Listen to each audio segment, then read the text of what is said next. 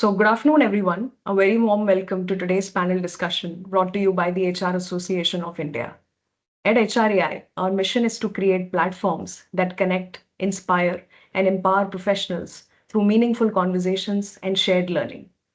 I'm Neha Jagnani, and it's my privilege to be your host for this conversation. Our theme today is transforming operations through data driven insights for smarter decision making. Through this discussion, we'll explore how data driven insights are reshaping operations and helping organizations make faster, more effective decisions. Throughout this conversation, if you have any questions, feel free to drop them in the chat window and we'll make sure that they reach the panel. I'm now going to introduce our panelists for today, starting with Mr. Anil Sharma. Anil is the Senior Retail Operations and Franchise Expert, ex-COO officer at FNP. Profile includes over 3 decades of experience with a focus on operational excellence and leadership in retail, operations, supply chain, and franchise development sectors. He is recognized for driving growth, optimizing processes, and supporting franchise successes. He was recognized as an operational maestro by the HR Association of India in the 25 of 2025 initiative. He was also listed as a key player at the Asia Retail Congress. Anil holds a Bachelor's of Arts in Economics and Master's of Arts in Applied Economics. Welcome, Anil. Moving on, introducing Mr. Utsav Malhotra. He is the COO at Noise. Utsav spearheads the business strategy, operations, and marketing charter for India's largest smartwatch brand, Noise. He's credited with building India's largest bootstrapped business through a frugal marketing lens, achieving global scale and marketing leadership without external capital. He's a change agent and a recognized 40 under 40 leader. He has executed award winning campaigns with icons like Virat Kohli while maintaining the highest ROAs in the category. Utsav, thank you for joining. Moving on to Mr. Manu Lavanya. Manu is the COO at Axis Max Life Insurance Limited, bringing almost 3 decades of experience in creating, transforming, and scaling businesses across diverse industry domains and geographies, including the US, Latin America, Eastern Europe, the UK, and India. As COO, Manu provides executive leadership to operations, digital, and technology, analytics, underwriting, customer experience, renewals, and claims, innovations, and service excellence as well. At Axis Max Life Insurance, Manu's leadership is pivotal in shaping the digital transformation agenda, driving operational and customer excellence, and fostering a quality culture that ensures superior customer experience. Thank you so much, speakers, for joining us today. So I'll start off with the panel discussion. My first question would be to Utsav. Utsav, I want to know, how has data changed the way operational decisions are made in your organizations, compared to a few years ago? Well, let's just say now that data a few years ago was more like postmortem, and today it's just transformed to becoming more preemptive. I mean, I can give you a few examples. Back in the day, we were using data to measure performance. Now we're predicting variance. We've reacted to variance in the past. Now you're able to sort of anticipate it. We've had weekly dashboards looking at data. Now you look at real-time signals. So there is a massive shift that it's no longer a reporting function. It's sort of an operating system, I'd say. And for most organizations today, when you talk about decisions like these, let's say inventory planning, campaign timing, pricing drops, manpower decisions are all signal led, right? And they are not instinct led. So I'd say the biggest shift that's happened is that not we've got more data, it's just that we've reduced decision latency. And that today is a game changer, right? Speed is truly the currency and the game changer for organizations today. But I think there's also a subliminal sort of change that's come about with how data is being used in organizations. And like I said, that it's less instinct driven. So what has happened really is that it's reduced ego in the room. When you are taking decisions, you have access to the same numbers. So debates are less, friction is less. You're not pandering to hierarchy. You are only spending time on hypothesis testing, and that to me is the strategic shift. Really, I mean, if we really talk about the fact that it's not that data has replaced judgment, it's disciplined decision making. We're less romantic about our assumptions, and that's the huge operational upside that we can all walk away with.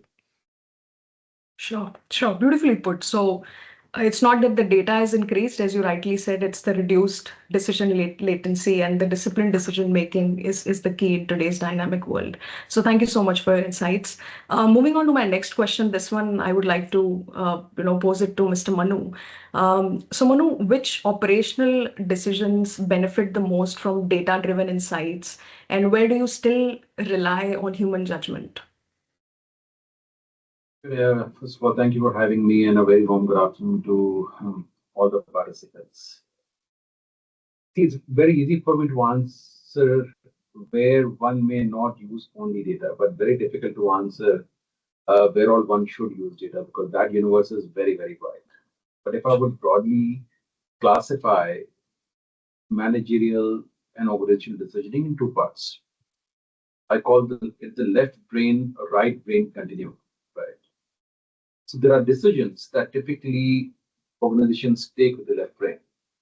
For example, business performance, processes, governance, KPIs, anything that is quote unquote instrumented and measured.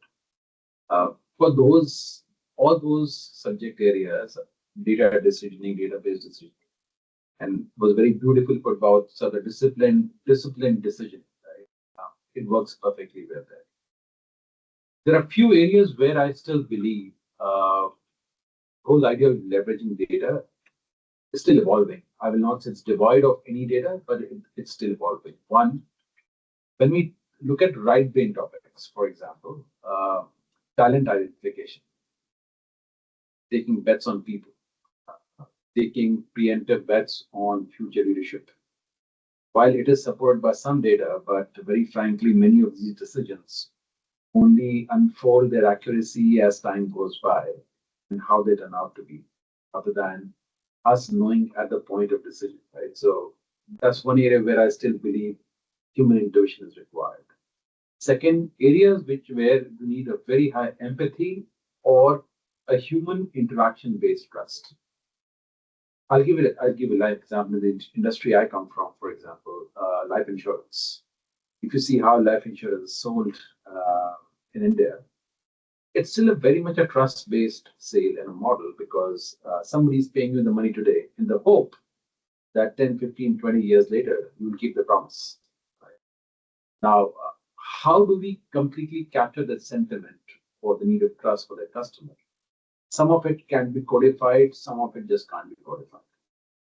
So if I would very briefly put that the right brain topics around people, empathy, skills, some level of basic data measurement, especially from sentiment analytics and so on, for this still being used for that sort of an approach. But those are the subject areas where still people use intuition.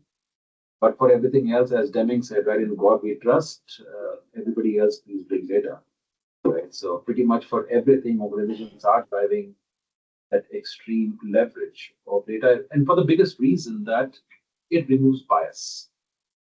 See, all of us in our upbringings, we have our own quote unquote keys to success, processes to success. And it is a success that causes the bias rather than the failure. Because we get codified into, hey, this is the right thing to do, this is the right way to do, this is the right process to adopt. And data very quickly demolishes some of those deeply held biases. So I do believe that almost for the entire universe, data is helpful, just with the exception of a few very right brain, human development, trust-based areas.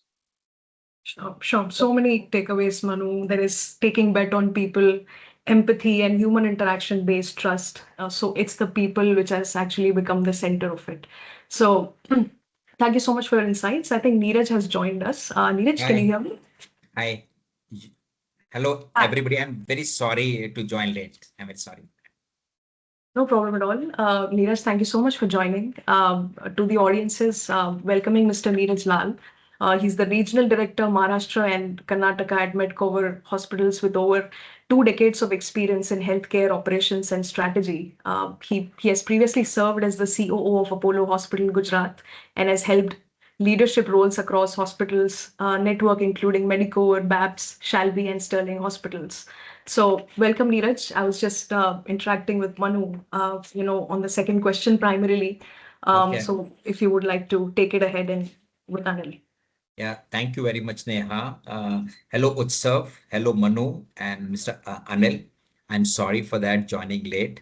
I always feel, data, like we talk about this data and all. So hospital, I don't know whether, got a chance to visit somebody in the hospital or see. Hospital, you see so many data flowing from every angle, but no data is talking to each other. They're parallelly. So wherever you go, you have to stand in a queue and work. So, like in Medicover, which is a European company we joined, so they are first hospital in this country to start a paperless hospital, first paperless hospital. So you'll not find people to come with the files or come with the X-ray or a CT scan. So everything is available on a digital format. So if everything is available on digital format, it is easy for the patient, easy for the doctors, and doctors are spending more time in talking to the patients. So, they're not keep on writing the prescription and all. So, I think now we are going to Mr. I think Utsav and Manu is done for the first round. Yes, Neeraj. Yes. Okay. So now the third question to Mr. Anil is there. So how do you avoid information overload? It's coming from everywhere and focus on insight that truly drive action. Over to you, Anil. I think you're in mute mode, if you can. Thank you so much. Now, yes, plethora of data is available all across in every organization, but I categorize it with the terminology of FSD. So filtering comes the first, how you are able to filter your data and provide subjective data to respective departments so that they can take informed decisions. Then comes structuring and then comes decision. Like more food is not always good. Okay, so it is the quality of the food versus the quantity of the food. So that is my take on that. It's very, very important that to understand that if your data is not influencing your decision making process, then it is not a meaningful data. So you have to have pure filtration process before consuming and giving all those data to various LOBs. So this is my take on this is how we do it. Okay. Okay. Fourth question is coming to you, Utsav. So what do you feel are the biggest challenges in ensuring quality of data and consistency across all the vertical and functions? Thanks, Neeraj. I think we've sufficiently established that today data sufficiency is not a problem. I think Yes. we've pretty much echoed that there is enough and more sources of data. It's the data sanity that becomes a challenge. And to be fair, I would just say that, you know what, data governance is not the sexy part. It is without standardization that dashboards end up becoming theater. And therefore, with that proviso, I'd say that there are broadly 3 or 4 challenges that I foresee. The first challenge is literally what you were talking about, Neeraj, when at the outset, which is uh, the siloed ownership of data, which is that marketing, supply chain, finance, different functions are guarding their own dashboards. They are speaking about data in their own sort of siloed version, where one data stream is not talking to the other, leading to inconsistencies across. And that, to my mind, is plaguing more organizations today than anything else. Combined with that, the fact that there is definition drift. By definition drift, what I really mean is that different teams end up defining different nomenclature for what, let's say, conversion could look like, what an active user is, what sell through will look like, what traffic will look like. You end up sort of reading different definitions and hence use data very, very differently. Whilst the core source may be same, but the analytical layer changes the moment context changes. And that brings me to the most important point, which is context. That today, data availability and sanity across organizations does not sort of converge because we end up losing context in which that data needs to be read. There's a very famous saying that data can conceal a lot more than it reveals. Unless you add that context layer, there will always be a problem. And then the fourth challenge, which I feel still remains, because we are in an era of sort of data overload, what Anil was also talking about, that garbage in can still equal garbage out. You could still be getting data that is garbled. You could still be looking at data streams that are redundant. You could still be looking at data that is irrelevant in the context of what you're reading. And hence, some of these challenges today require much stronger data governance and unification across touch points that lead to challenges across functions in organizations today. Right, you are right, Utsav. Conceal and reveal. Right. So Manu, I'm coming to you.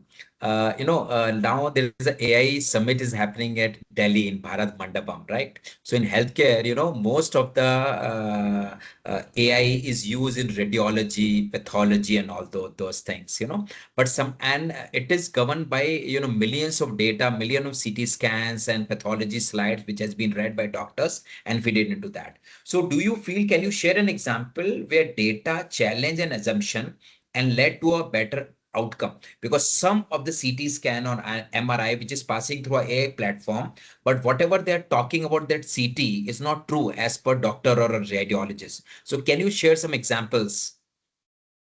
Absolutely many, in fact, Neeraj, many examples where data has actually opened eyes of leaders in terms of the quote unquote experiential bias that exists in decision making.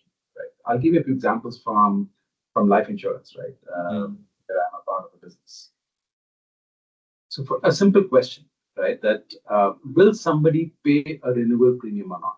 Right. The easiest way to predict that, and common sense says that if the income to premium ratios are lower, but there is a propensity to pay, there should not be an issue. Right? Or if the education is higher, there should not be an issue because educated people realize the value of life insurance, realize the value of staying invested, and hence they would pay. Actually, data shows something very, very different. Data shows that a big part of whether a customer would pay or not also depends on what time in the day the person receives a renewal call. Also depends on what is the initial profile of the customer from a PIN code.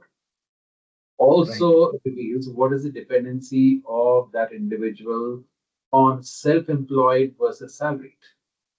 Right? So there are many other dimensions that data actually revealed that common sense says, what, those factors may or may not make a difference. Second, many times another example is classic example is predicting sales success. Right. Common sense says that people who have been already a part of the BFSI industry, you get them into frontline selling, they will be more quote unquote successful in selling life insurance. Well, analysis says that people who are more entrepreneurial in their lives, irrespective of which background they come from, actually end up being better sales. Data also says that the propensity for success of sales has got a very high correlation with who paid for their undergrad. If it was if parents who paid for the undergrad, that delta is about 10 to 12 percentage points lower than people who self-funded for their undergrad or their postgrad. Right? So the ability to say no, ability to bear with shut doors, gets more tested by certain non-traditional methods of measurement than one would typically quote unquote use as a surrogate for determining sales success. There are multiple examples, Neeraj, but needless to say, Even on sentiment analytics, even on adoption, you ask the teams, hey, this new project and this new application went live. They say, yeah, went live. How many people are using it? Hey, there are 5 lakh people using it. But the moment you ask the very next question, hey, tell me how many unique people and how many times are they using it in a day, it may give you a picture that is completely different than reality. And suddenly your adoption from a great adoption becomes a very poor adoption. Why? Because the same set of people who are technically savvy, the same set of people who are digitally friendly, are the only people who are coming on the enterprise asset, right? So data has helped really demystify many myths and many quote unquote feelings that business leaders have used to assess whether a certain business or a process is running accurately or not. Thank you. Thank you, Manu. I'm coming to you, Mr. Anil now. We implemented a paperless prescription in the hospitals, right?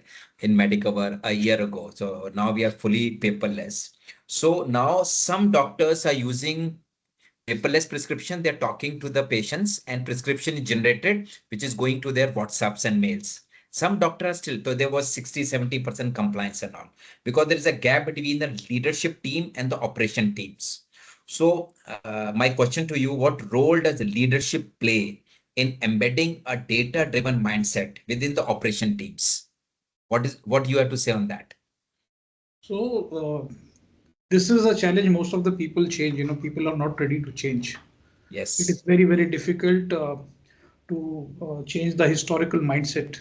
Yes. And new age tools and everything, because people are not ready to adopt so fast. So yes, leader or the captain of the team has to lead by the example. A small, very simple thing. If you ask for opinions, they will bring opinions. If you ask for data, they will bring data. And if you'll ask them to get insights, they'll get the insights.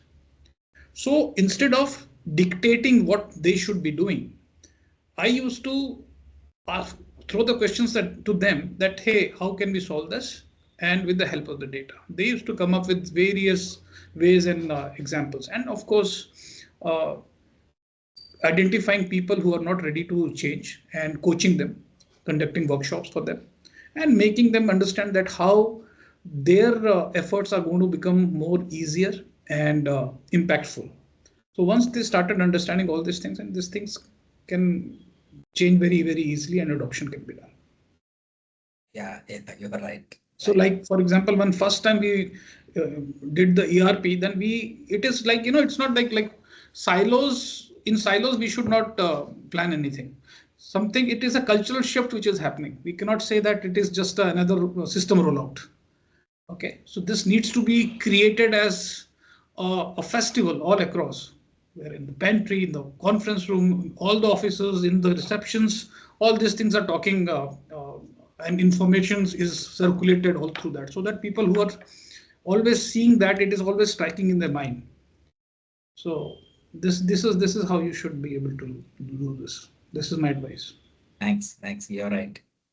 Utsav, I'm coming to you now. So we got one hospital in Bangalore. Okay. So there is something known as in the hospital nurse call bell system. So whenever there is something happening to the patient or this thing, so they press the bell. And then they have to wait for the nurse to come and to take a call, whether they require a medicine, whether they require a food, whether their washrooms are not dry, something like this. So poor girl, for every call she has to attend. And she is also busy in her medical and nursing affairs, right? So what we have done, instead of nurse call bell, we have given a remote size remote control, which have 4 options, which has one for the housekeeping, second for F&B, third for maintenance, and third for the nursing services. Right? And we have seen that 33% of the time nurse is not required into the room. So if my room is not clean, so, I press that bell and the tat is shown. It goes to the executive, to a manager, to the general manager of that hospital. So then we can see how efficient our maintenance teams or housekeeping team or F&B team, right? So then and it is very good. It is happening very well now. So this questions to you, how do you measure the real impact or ROI of data lead operational initiatives? Excellent. I mean, to be fair, Neeraj, I think you answered a part of the question for me. Okay. But the first real impact that you should measure Hmm. is essentially decision democratization. If you have data flowing across the organization seamlessly, then individuals empowered with the right responsibility should be in a position to take autonomous decisions. That's Mhm. the first impact of having seamless data flowing through an organization, which is exactly what you've mentioned in the anecdote about the nurse. That if there are different stakeholders, then data does not have to flow through a central port. We also sort of view the speed impact, and that I've already spoken about, that if the decision cycles are reduced, if the decision making is democratized, then it automatically leads to a much faster agile organization. That leads to the third sort of big layer, which essentially is the efficiency impact, Right. because you have lower waste, better allocation, and hence higher efficiency across the board. Because it's lower friction, it's higher efficiency. Because it's clarity of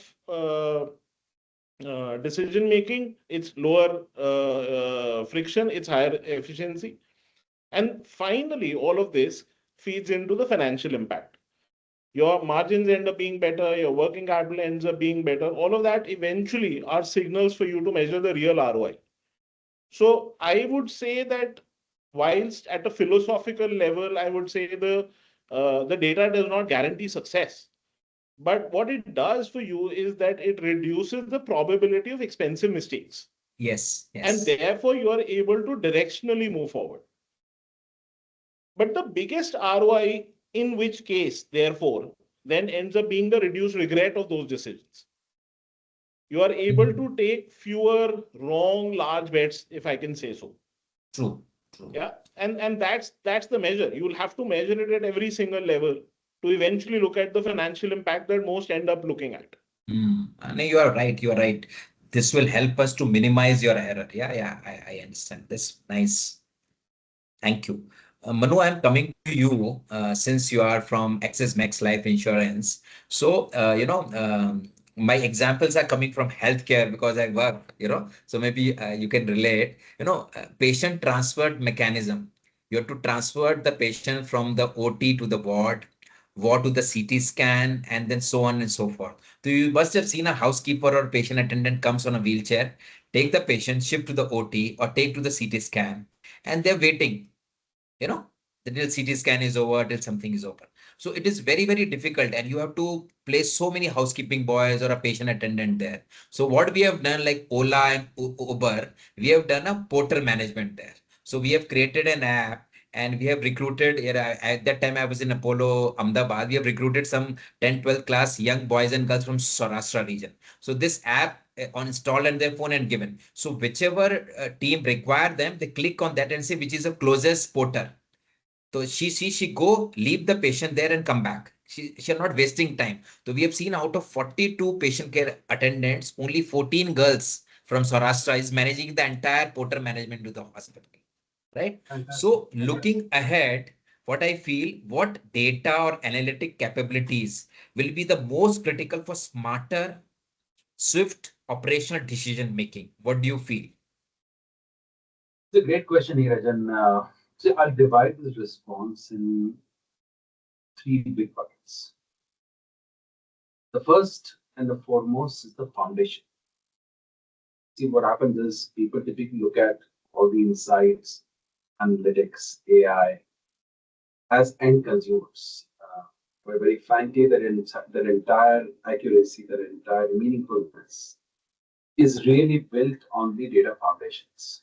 Yes. And hence it becomes very, very critical for organizations to determine, first of all, for me to even start the journey of leveraging data for insights to actions. Are my foundational capabilities around data processes set up? Is the right amount of instrumentation set up? Does the data have a very good definition, cataloging, and ownership? I'll give an example, right? In our industry. So there's a stage when a customer pays for a first premium, which is called the initial applied money.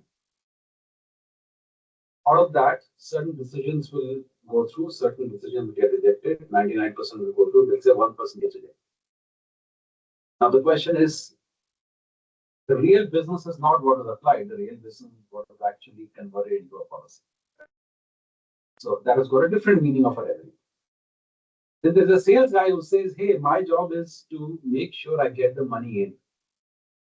The underwriter's job says, hey, for me, the revenue is what I underwrite and what gets converted to a policy.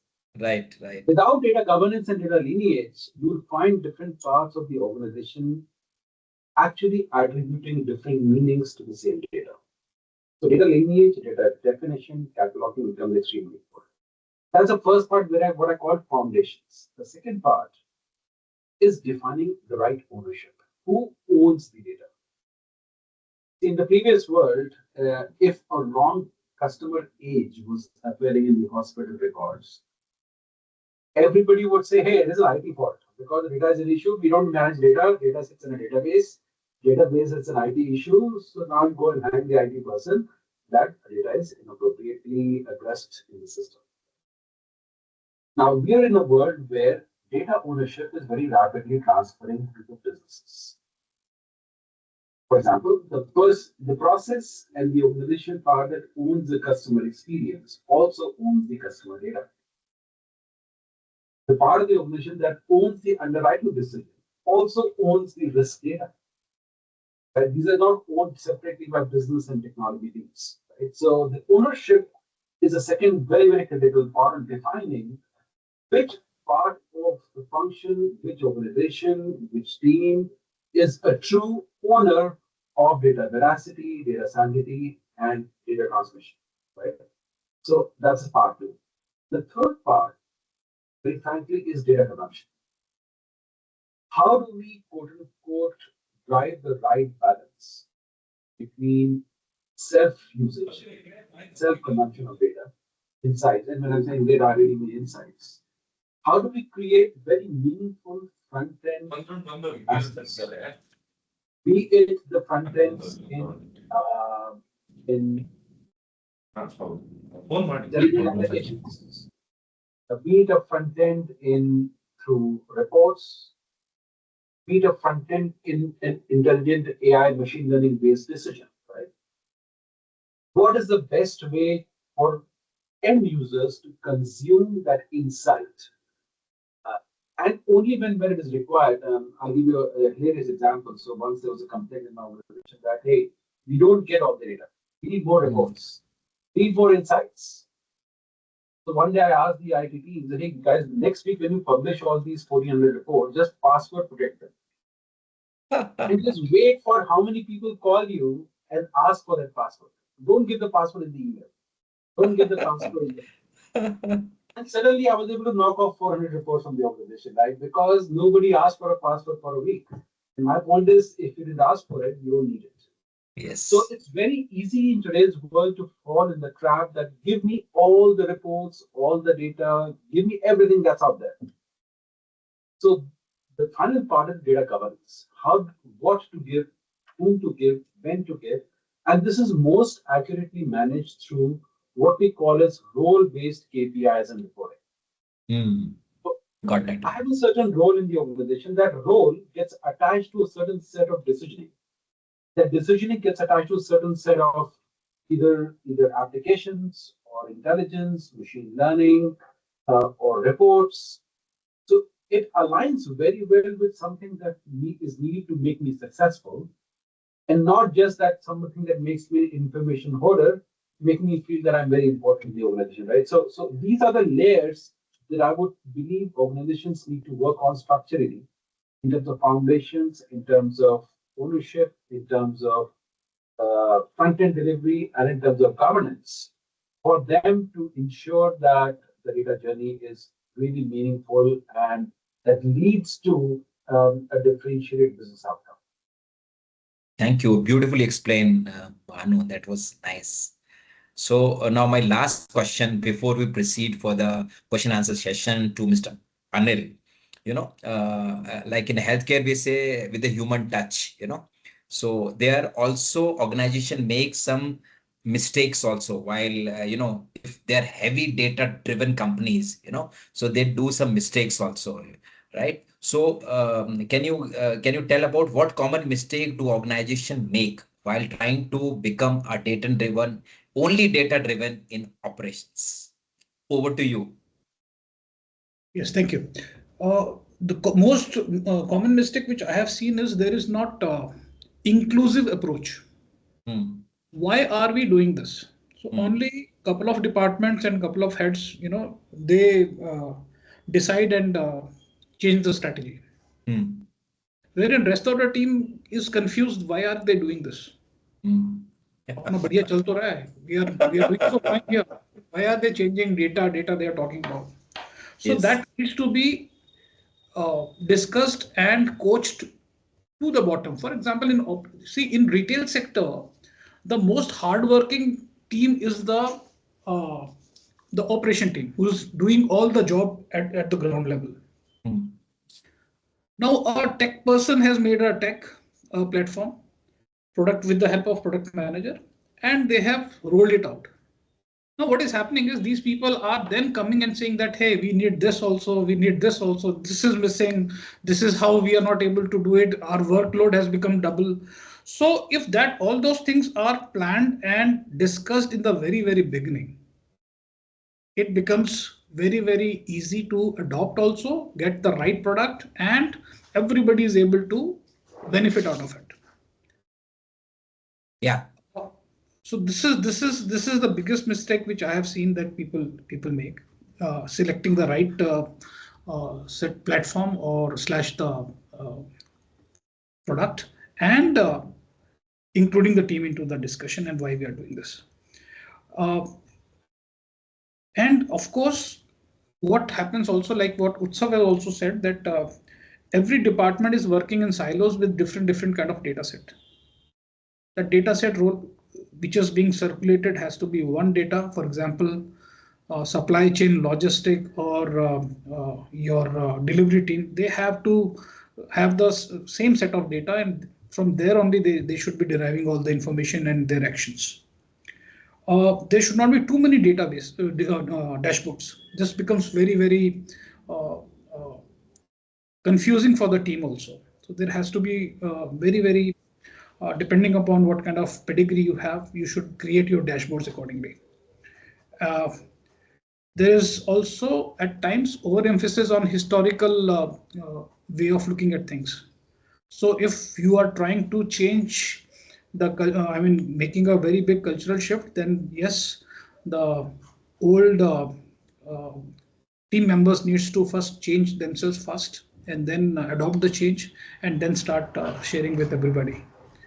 So this is my take. I mean, these are 3-4 things which I have seen that people generally do these kind of mistakes. Okay, thank you very much. I just want to give all an example in the form of a joke, data-driven versus human touch, just for laughs. A man called up the hospital and said, I want to know if the patient, Mr. Ram Murthy, in room number 303, is getting better. The nurse posted there replied after checking, Ram Murthy is doing very well. He had his first solid meal today. His blood pressure is fine. If he continue improving, he might even send to home in a couple of days. The man said, thank God. That is a wonderful news. Nurse asked, you must be family member of or a close friend of Ram Murthy. Man said, no, I am Ram Murthy myself. No one tell me anything. Hence I called.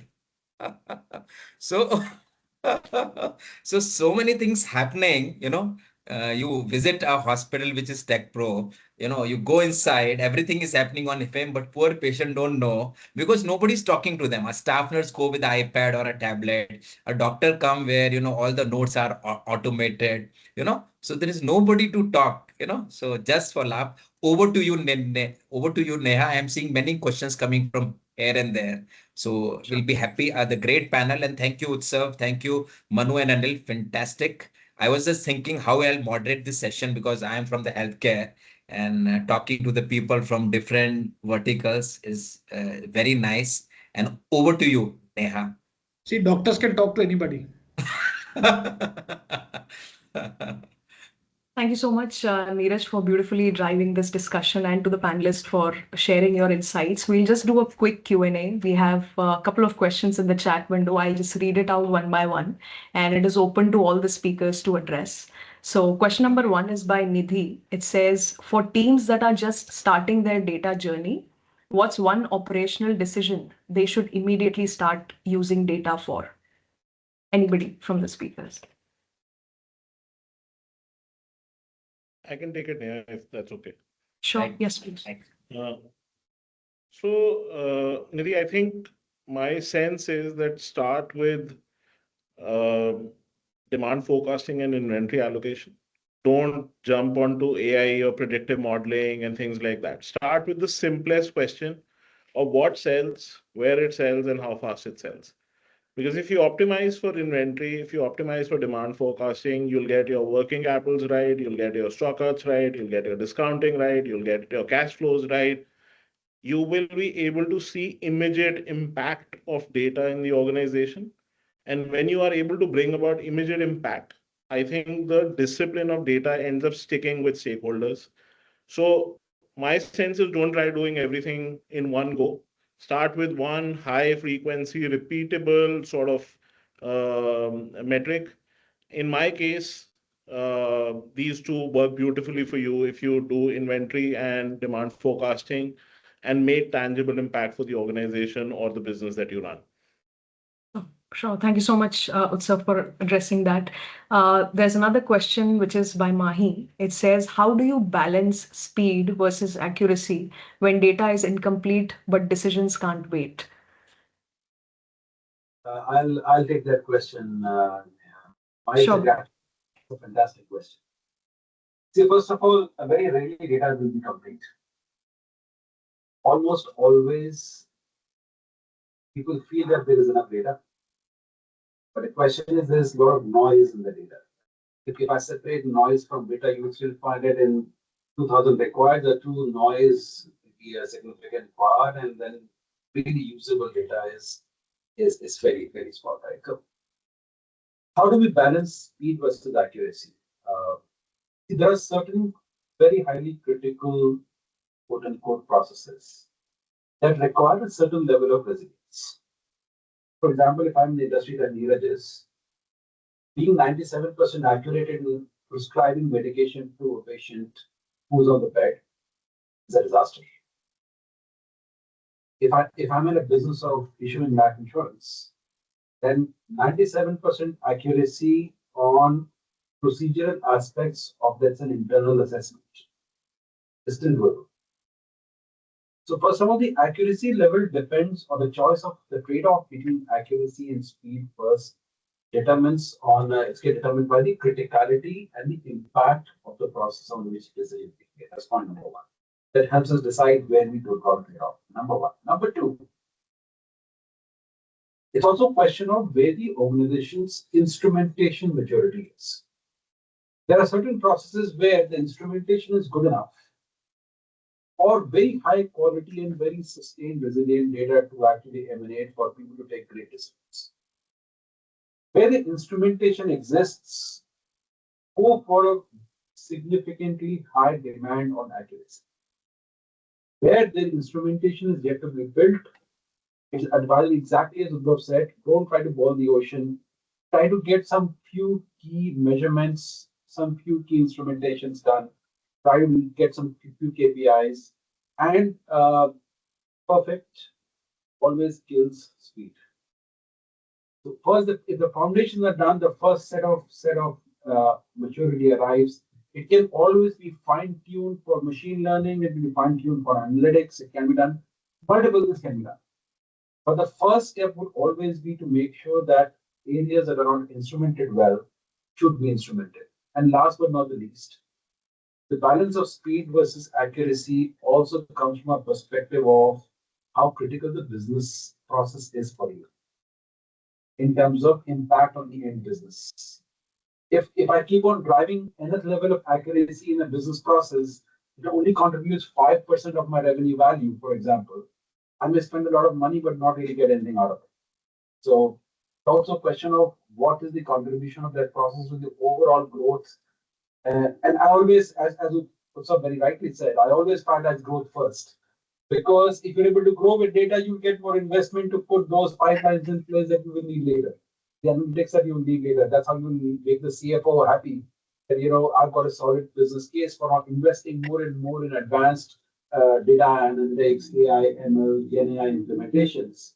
So first, data for growth, if you can prioritize it all. Sure. Thank you, Manu, for addressing that. Yeah, if you allow me, I just want to add to what Manu said to answer this question, that fundamentally you have to understand that all operations are probabilistic and data is directional. So don't worry about it, because when you start getting caught in speed versus accuracy, you have to first resolve the fact that you have directional data that will push you in a direction which anyways is probabilistic. So don't worry about it. Optimize for speed, work on a minimal viable data set and move on. True. Sure. Thank you so much, Utsav. We have last question in the chat box, which is by Faisal. It says, what skills should operations professionals focus on building if they want to work more effectively with data? Anybody? I can take a shot at it there. Actually, that skill, in my belief, is not data. That skill is business knowledge. Data is easy. Getting the business context behind the data is extremely difficult. So I have always believed that people who are great in using data for a business process are the people who first understand the business process very well. They understand the nuances, they understand the exceptions, because any data pipeline does not get constrained or choked by those 95% of transactions that go through successfully. It gets constrained or tested by the 5% of exceptions and corner scenarios that come in any business, right? So if one were to look at the prowess or focusing on building the skill, in my view, knowledge of the business process and instrumentation of that business process is far more critical than knowledge of which data is to use, what appliances to use, which ML algorithms to use. But those can be acquired. In fact, today LLMs give you that anyway. Okay, all those modeling, all those tools are now inbuilt inside the LLM for people to consume in GenAI. But what's very rare and very difficult is extracting business meaning out of those rows and rows and rows of information that sits inside of people's monitors. Sure. Thank you so much, Manu, for beautifully simplifying it. So this brings us to the end of this webinar. Thank you so much, Neeraj, and our esteemed panelists, Manu, Anil, and Utsav, for sharing your insights today. And for the audiences to join us, this discussion has truly given us some fresh perspectives and practical takeaways. We hope everybody leaves with some new ideas to reflect upon and apply. We look forward to having the audiences with us in our upcoming sessions as well. Our next panel discussion is on redefining the finish line, what success means to women today. It's scheduled on 9th of March 2026. And until then, stay inspired and stay connected. Thank you so much, Neeraj, Utsav, Manu, and Anil. Thank you, Manu. Thank you, Utsav. Thank you, Anil. It's a pleasure seeing you and meeting you here in this platform. Thank you, Neha. Thank you so much, Neeraj. Thank you. Thanks a lot. Can you mute, sir, for 5-10 minutes?